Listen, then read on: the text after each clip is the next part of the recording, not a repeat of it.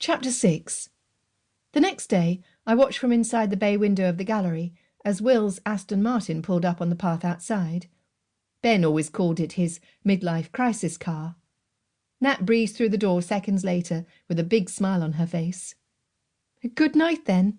I asked. "The best," she said dreamily. She was still wearing the grey trousers and tunic from the night before. There was a trace of black eyeliner smudged beneath her eyes. Her hair was scraped back into a loose bun, not neat like the one she wore last night. She must have forgotten her hairbrush. "Last night was good fun, wasn't it?" she said. "The food was great."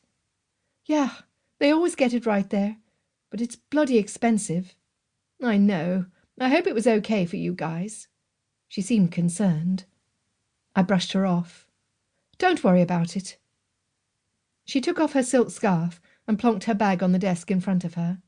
She went into the kitchen and made herself a black coffee.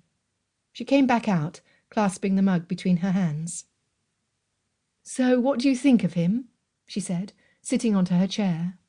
"Yeah, he's charming. He seems to really like you." "Well, I'm glad you guys got to know each other a bit better." "So, where did you stay last night?" I asked.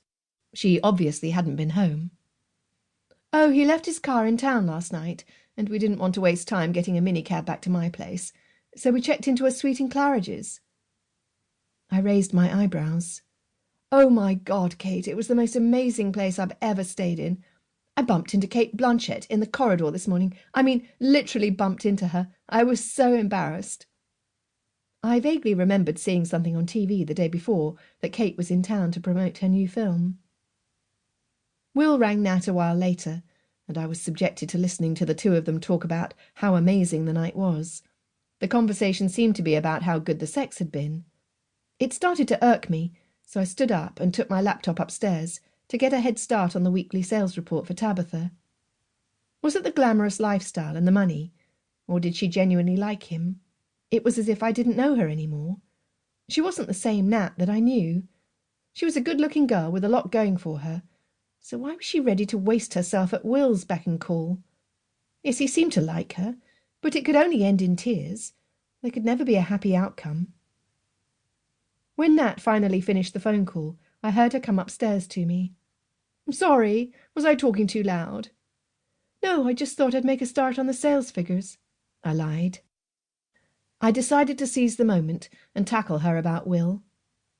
"Look, Nat, tell me if it's none of my business, but what are you doing? Where's this going?" "Where's what going?" "You and Will." "Oh, well, what worries me is that he makes no effort to even hide the fact that he's married with kids. It's like he thinks it's perfectly legit to go around having affairs." "Affair?" she corrected. "Come on, Nat. I doubt you're the first, and you certainly won't be the last either." "Well, cheers, Kate." "But what about his wife and children? Surely you must feel bad for them." "Of course I do. It's horrible, but it's complicated. I absolutely hate myself every time I think about them. But he and his wife lead separate lives."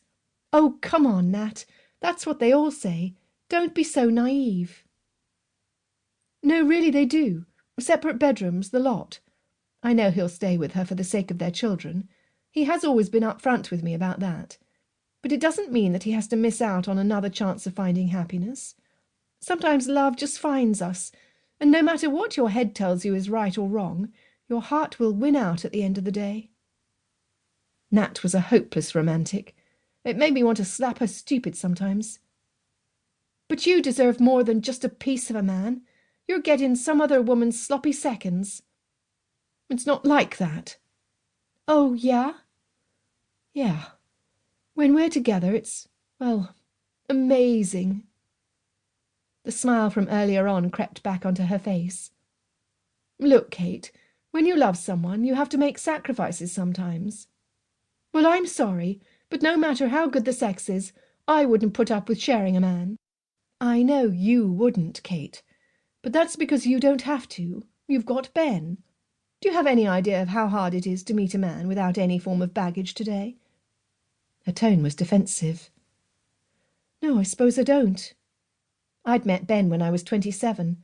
I never had to endure the carnage that Nat told me was the London dating scene past the age of 30. Well, please don't lecture me then. She turned on her heel and walked back down the stairs, then turned around again. Oh, and Kate? Yeah? It's not just about the sex.